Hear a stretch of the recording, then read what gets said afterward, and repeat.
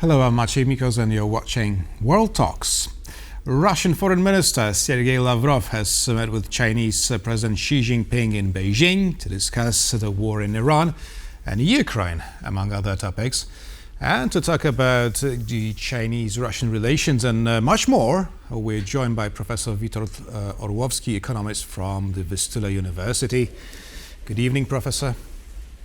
Good evening. So let me start by asking you, how much of an impact does the current crisis in the Middle East have on China's economy? Well, we don't know because China seems to be very much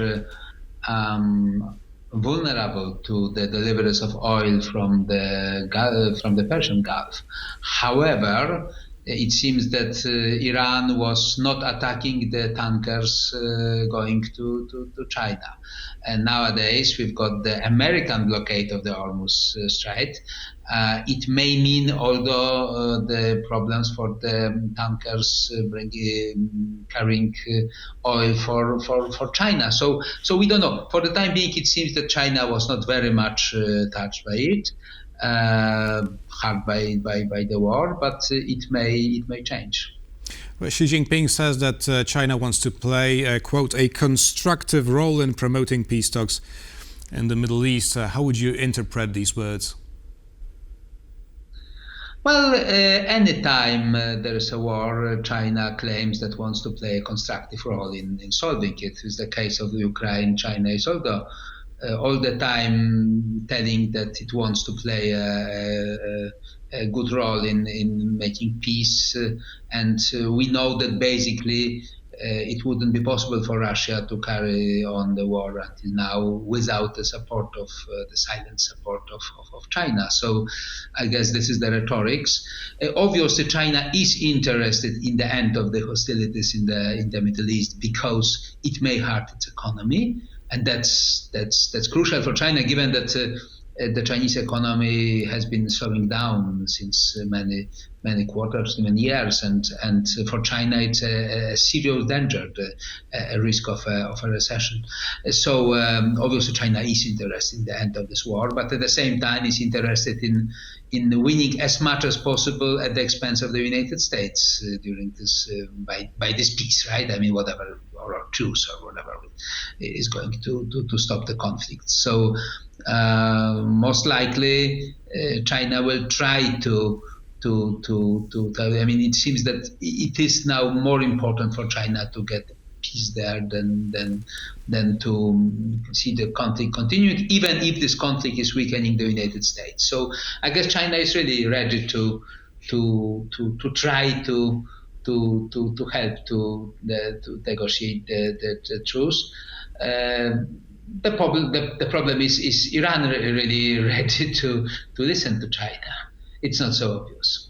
But would Beijing be ready to intervene in military terms to secure the flow of goods through the Strait of Hormuz? That's something Donald Trump was very much encouraging Xi Jinping to do. Well, I don't think China is going to send the navy. The point is that the biggest gain China can have in the eyes, especially of the global south, is that the United States are the brutal aggressors with the ships, with the guns, with the jets, while China is a peaceful country. I think it's extremely naive on the side of President Trump to ask China for the support, and especially it would be extremely naive. China obviously wouldn't send the army there and would have gained points, because if it happens that it means that America is too weak to finish even a local conflict without the support of China. So but I'm an economist, right? I mean, I don't think you asked the right person. This is I'm not it's in the Professor. In the end, it's all about money. Donald Trump is scheduled to. The money is clearly a factor here, and the economy is clearly a factor here. But how China is going to make some political gains on this conflict, I mean, that's ask somebody else, okay, better qualified than myself. Right. Now, President Donald Trump is scheduled to visit China next month. And when asked whether the recent military operations will have in the Middle East will have an impact on the visit, he rejected such an idea and said, quote, "Xi is somebody that needs oil. We don't." Now, does this mean that the US has an upper hand in negotiating with China? Well, obviously not.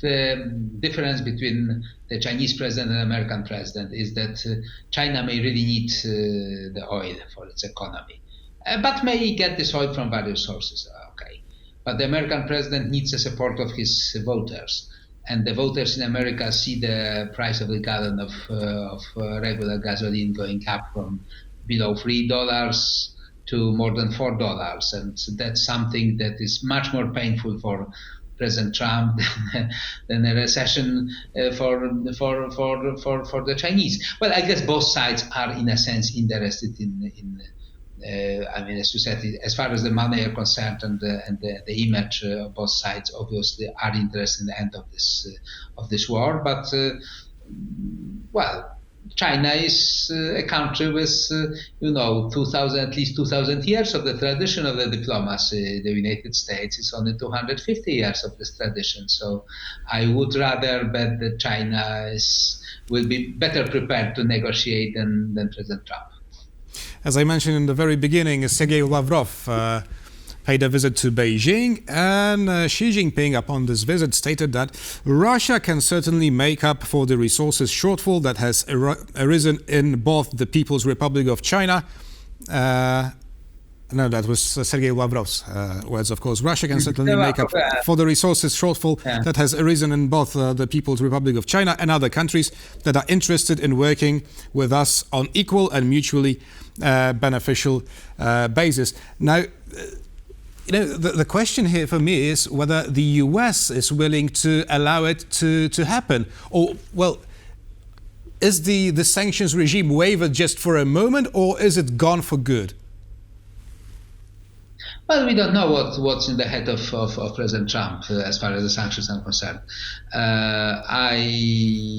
There are some suspicions that he was very eager to leave the sanctions in any case, and this was just a good excuse to do it at this very moment. So I guess from the U.S. side, as far as the President Trump is making the decisions, the sanctions may be gone for a long period of time. But the point is obviously coming back to Mr. Lavrov's. Okay, this is kind of an Russian propaganda. Obviously, they don't have the pipelines to deliver the enough of the oil to China, for example. And why don't they have these pipelines, Professor? Well, because it takes time to build the pipelines, and isn't it because China doesn't really want these pipelines? China. Well, that's a very good question, a tricky question. Probably China obviously wanted to get a lot of gas and oil from Russia at a very low price. At such a low price that maybe it wouldn't be profitable to Russia any longer. Russia, in a sense, has been forced to redirect its gas exports to China, but it takes years. I mean, to develop, to build. China never was ready to accept, the dominance of the Russian oil and gas, like unfortunately Germany did. China was playing this game as a more powerful partner than Russia, while Germany was behaving like a peer or even as a peer. So to make the long story short, I'm not trying to understand really what is behind this, chess-like game that China has been playing with Russia for the last tens of years. This game definitely has got as a final target, making Russia kind of at least economic satellite of China, a sub-deliverer of raw materials and without a big political influence. And how the Chinese are making the decisions about building. Russia was absolutely ready since the annexion of Crimea, was ready to, and was all the time announcing its wish to increase dramatically the exports of gas, redirected from Europe to China. And it seems that China was not as enthusiastic, because if China was enthusiastic with their money, obviously it would have already has happened.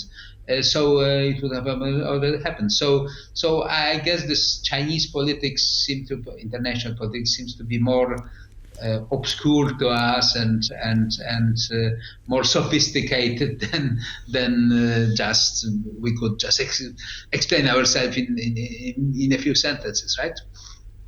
Professor, Vladimir Putin is also planning his trip to China around the very same time as the American President Donald Trump. So what will be the Russian visit about, given the fact that Sergei Lavrov has only recently just left Beijing? Well, whatever Mr. Putin is trying to pretend, this is not the meeting of two equal partners. That will be a meeting of a giant China and Russia that is trying to get support from China in many areas. It's clear that the war in Ukraine made Russia much more vulnerable to the pressure, the economic pressure of China than before. And in a sense, Russia made, while attacking Persian and Ukraine, made a big step towards becoming really, so fulfilling this wish of China to change Russia into kind of a satellite of China. So, and this, whatever Mr. Putin is going to present to the nation as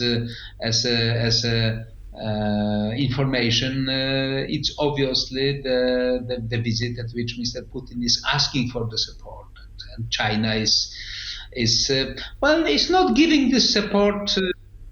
Generous hand. I mean, seems to give it just drop by drop, just to keep Russia all the time hungry and thankful for the drops that China is giving to it. Obviously, China is supporting very much Russia economically and even militarily during. I mean, not by the direct involvement, but through the channels of material, but technology first of all. But China seems to be doing it in a way not really to let Russia to win this war too fast. So it's poor Ukraine, I would say, given this. That means being a card in the game between a giant and a much smaller one, but still much more powerful than Ukraine. Professor Witold Orłowski, economist from the Vistula University, was our guest this evening. Thank you very much, Professor. Thank you. And thank you for watching, and stay with us for more interviews here on TVP World.